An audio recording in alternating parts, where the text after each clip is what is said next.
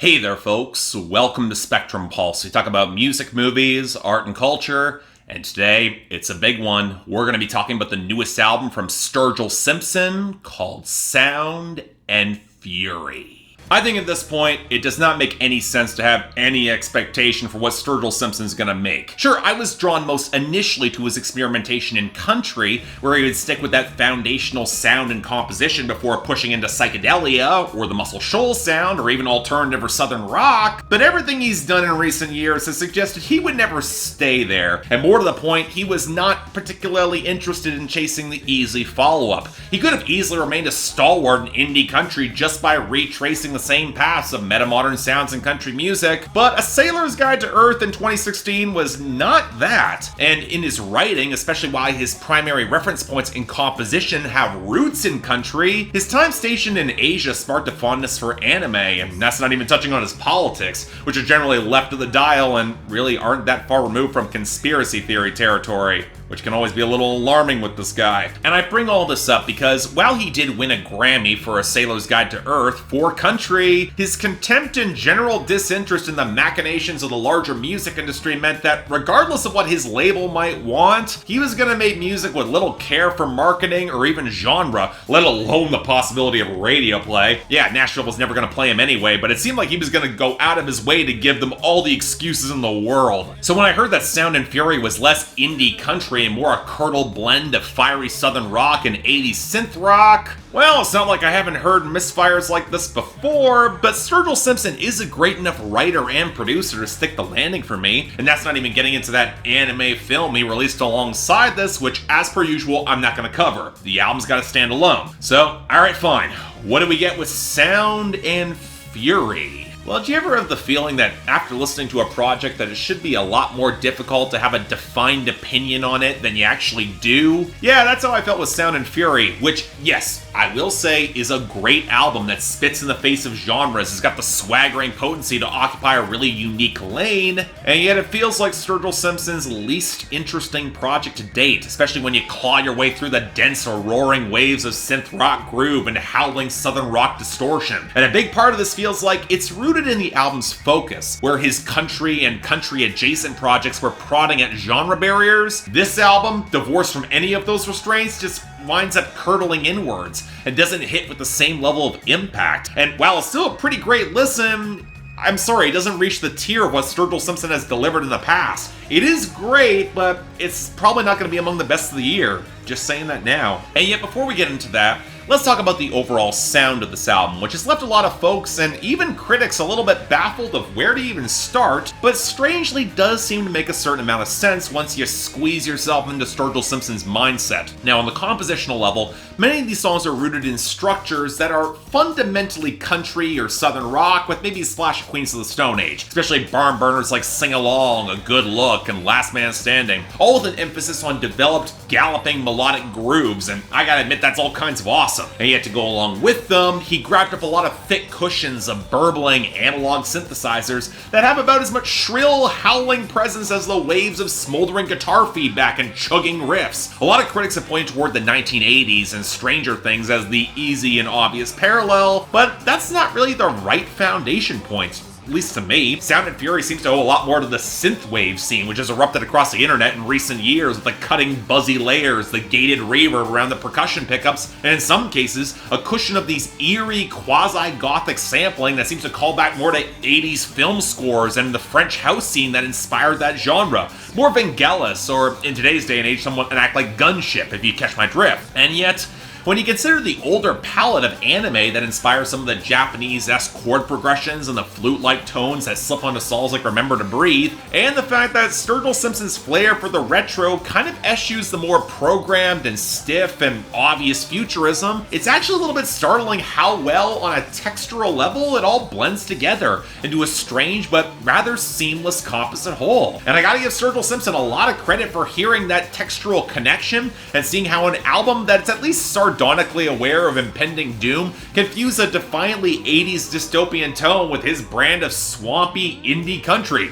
It makes sense. It kind of works. Only one problem though. For as many points as I will give Sturgill Simpson for seeing the potential of this sonic fusion, Did he have to brick the mix so thoroughly? The guitars, in the sense they're blended into a textural wall sound where the pulsating groove has presence, but the feedback is damn near clipping the front and the top of the mix. Sounds a half step removed from a Dave Fridman production, and can't help but strip away some of the more interesting potential dynamics from a pretty cool idea, with the most glaring example being Best Clockmaker on Mars, even with some of that cool synth breakdown. Yes, I know. On a subtextual level, it kinda makes sense in setting that raw, scrappy, post-apocalyptic vibe that there would be more of an edge there, and Sturgill Simpson's gonna wail away on his guitar and shred more than on previous projects anyway, and that's gonna kick a lot of ass. But imagine how much more impact it could have had if it wasn't fighting against a titanic cloud of feedback from both the synths and the guitars, where his playing just feels kinda smothered and drowned out. And since his lead solos aren't higher in the mix, they just wind up getting kinda suffocated, where the synth lines often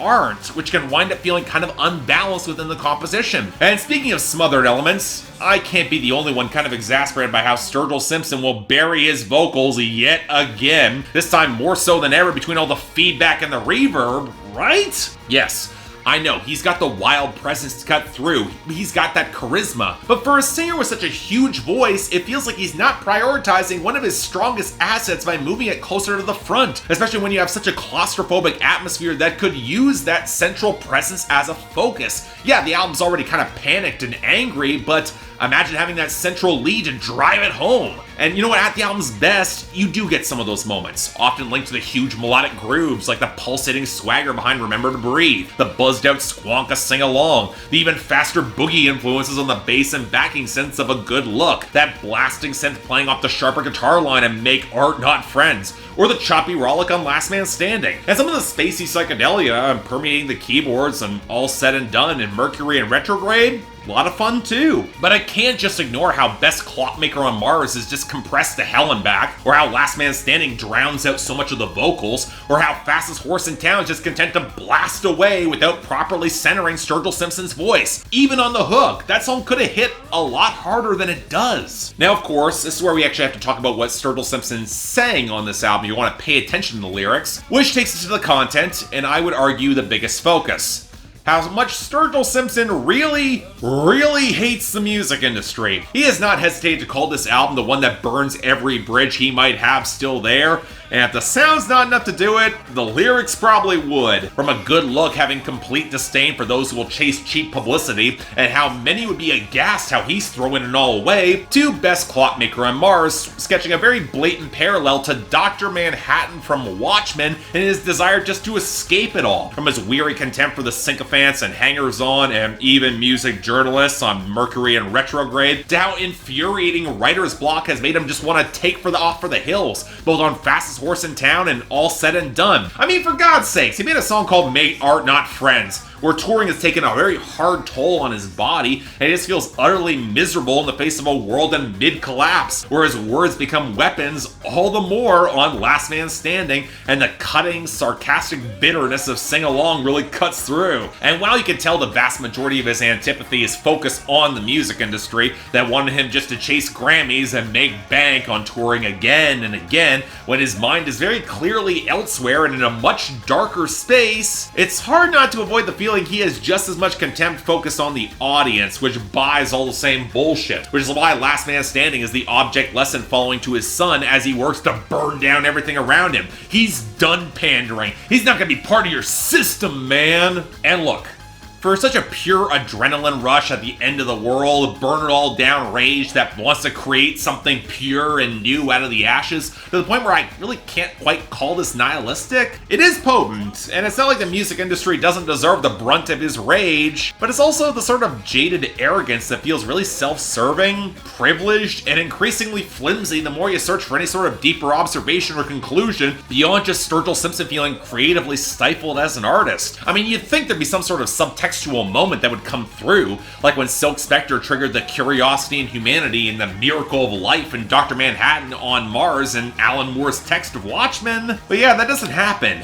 leaving the curled world weariness and the sour isolationist streak drenched in machismo, where I wasn't at all surprised to hear a snippet of what sounded like Alex Jones open up the album on Ronin. I know it switched away, but you kind of get where the mindset sort of lies for this project, even if the politics don't align. And that's the weirdly frustrating thing about Sound and Fury to me. It might feature some killer songs with Sturgill Simpson cutting loose and driving into a somewhat unique, if frustratingly produced, sonic fusion, but the content feels increasingly one note and lacking the rhyme maturity or wisdom that characterized his last two albums. An id that's been unleashed that's got a ton of potency, but I can see not having a ton of staying power. I've seen some comparisons with the accompanying anime to this album to the 1981 cult anthology film Heavy Metal, and on the album alone, I kind of see it. Boundary pushing and stylistically potent, but sliding towards a brand of overwrought adolescent machismo that might win him an audience he doesn't really want nowadays, especially given that he's over 40. And all that being said, I get this is an artistic power fantasy, and it doesn't really tread to the ugly underbelly of what this thematic arc normally touches, but there is an antisocial sourness that I'm not really sure I'm going to want to revisit very often. So while I'm giving it a light 8 out of 10, I'm also going to say it's my least favorite of Sturgill Simpson's albums by a considerable margin,